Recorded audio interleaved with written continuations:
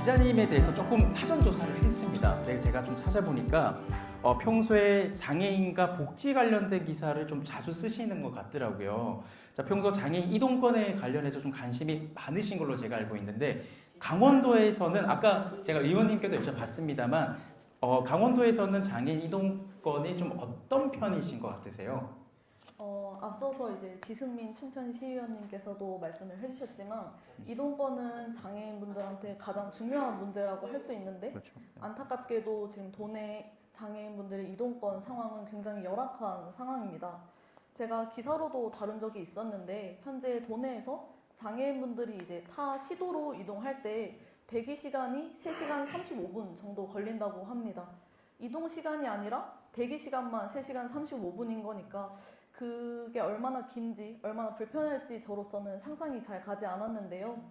이제 한 달 전에 강원 장애인 차별철폐연대가 춘천에서 장애인 권리정책 보장 촉구 결의대회를 연 적이 있었습니다. 이제 그때 당시 박경석 전장현 대표가 그 자리에 나와서 우리는 갑작스럽게 친구를 만나러 가고 싶어도 그러지 못한다. 적어도 일주일 전에는 장애인 콜택시를 예약해야 한다고 호소하기도 했습니다. 그리고 아까 사회자님께서도 말씀을 해주셨지만 장애인 콜택시의 운전원 부족 문제도 정말 심각한데요. 지난해 말 기준 도내에 있는 218대의 장애인 콜택시에 운전원이 1.32명에 불과했습니다. 그러니까 강원 지역 장애인들이 얼마나 불편한 세상을 살아가고 있는지 10분 이해가 갔습니다. 이날을 기점으로 도에서도 장애인 이동권 확대의 방향성을 갖고 예산 확보 등을 추진해 나가겠다고 했지만 앞으로도 더 지켜봐야 할 일이라는 생각이 들고요. 이제 의원님께서도 말씀을 해주셨지만 더 많은 분들이 관심을 갖고 이 문제를 지켜봐야 할 것 같다는 생각이 듭니다. 네, 제가 아까 뒤쪽에서 잠시 앙상블 팀 공연 보고 있을 때 제가 좀 보니까 지금 저희 이제 춘천이 7회차더라고요. 제가 7회차를 다니면서 여러 시도에서 이런 얘기를 해보면은 말씀하신 대로 이동권 얘기가 제일 많이 나오고요. 그 이동권을 얘기하실 때 이제 운전자 수 분도 좀 모자라고 콜택시 수도 모자라고 그리고 조금 더 친절했으면 좋겠다. 이런 서비스적인 부분 같이 얘기를 좀 많이 해주신 것 같은데 저 상호 간의 입장이 좀 분명히 있는 것 같아요. 왜냐하면은 택시 숫자와 운전자 하시는 분들의 숫자가 부족하다 보니 이분들은 너무너무 바쁘게 활동을 하고 계시는 건데 상대적으로 장애인분들이 훨씬 더 많으시다 보니까 어쩔 수 없이 대기 시간도 길어지고 그리고 말씀하신 대로 친구를 만나고 싶어도 우리는 더욱더 시간을 많이 할애해야 되고 상호 간에 이런 좀 입장이 있는 것 같습니다. 자, 이런 부분은 확실히 좀 우리 정부 부분에서 또 시도 자치 부분에서 좀 관심을 더 많이 가져주시면 좋지 않나 그런 생각을 해보고요. 자, 그렇다면 우리 최우은 기자님께서 취재를 나가셨을 때 아무래도 장애인이나 복지 관련된 부분에 좀 관심이 많으시니까 유심히 아마 보실 것 같아요. 강원도 내 건물은 장애인 편의시설이나 교통수단이 좀 잘 형성이 되어 있습니까? 제가 봤을 때는 아무래도 이제 지자체에서 많은 노력을 했는지는 모르겠지만 다행히 건물과 시설에서는 모든 수단이 잘 되어 있다고 느꼈는데 이마저도 저는 비장애인의 시각으로 바라본 것이기 때문에 제가 확정지어서 말씀드릴 수는 없을 것 같습니다. 그래도 제가 느꼈을 때는 휠체어가 오르내리는 그런 경사로나 엘리베이터 확보 등은 이전보다 확실히 좀 나아졌다는 생각이 듭니다. 맞아요. 많이 나아지고 있어요. 진짜 많이 나아지고 있고 해가 바뀔수록 더 관심을 가지는 것도 사실은 맞습니다. 맞는데 또 개인적으로는 저는 이제 제가 있는 이 무대에 있어도 한쪽은 계단이라면은 또 좀 문의 출입구에 가까운 쪽은 좀 경사로를 만들어 주시면 더 좋지 않나. 그런 또 생각도 해보고요. 자, 그러면은 요거는 솔직하게 좀 얘기를 해주시면은 더 좋을 것 같은데요. 만약에 장애인 근로자가 우리 최우은 기자님의 후배로 들어오게 됐어요. 그 강원도민 일보는 편의시설이나 장애인에 대한 인식이 어느 정도 될까요? 그리고 우리 기자님께서는 솔직하게 어떠실 것 같은지도 같이 한번 여쭤볼게요.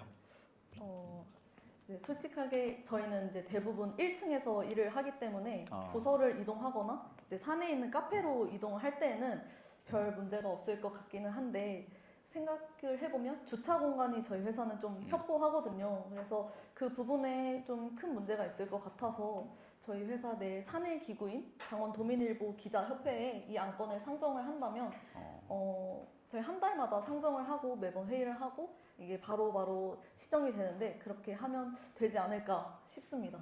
근데 지금 주차장 문제를 생각을 하다 보니까 화장실 문제도 좀 문제가 될 것 같은데 저희는 이제 장애인 전용 화장실이 없다 보니까 이 부분도 굉장히 불편할 것 같습니다. 그래서 장애인 근로자가 제 후배로 들어온다면 아무래도 지금까지는 비장애인의 시선으로 모두 만들어졌던 이런 시설들이 점진적으로 불편한 것들이 개선될 수 있도록 목소리를 내야 할 것 같다고 생각이 듭니다. 네. 근데 오해하실까봐, 이 영상 보시고 오해하실까봐 네, 말씀드리는데 절대로 제가 강원도민 일보가 이런 잘못된 점이 많다 이런 거 제가 찝으려고 얘기한 거 아니에요. 네, 솔직하게 우리가 필요한 부분이니까 네, 강원도민 일보 사랑합니다. 오해하지 마세요. 네. 자, 우리 기자님께서 솔직하게 답변 잘 해주셨고요. 자, 이제 마지막 질문 한번 드려볼게요. 저희가 앞서 이동권과 편의시설 위주의 좀 대화를 좀 나눴었잖아요. 앞으로 장애인 편의시설이나 이동권이 잘 갖춰지려면은 이제 우리 기자님께서는 언론인이시니까 언론인으로서의 역할은 정확하게 어떻게 될까요? 언론은 아무래도 스피커 역할을 좀 제대로 해야 한다고 생각을 합니다.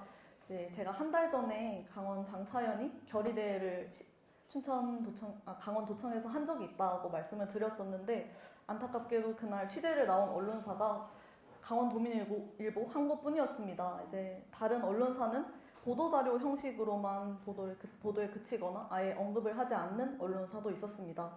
그래서 사실 기자로서 이런 걸 단독으로 더 많은 내용을 보도를 한다는 게 어떻게 보면 장점이라고 생각이 되실 수 있겠는데 저는 그날 되게 많이 씁쓸했거든요. 왜냐하면 그날 정말 더웠는데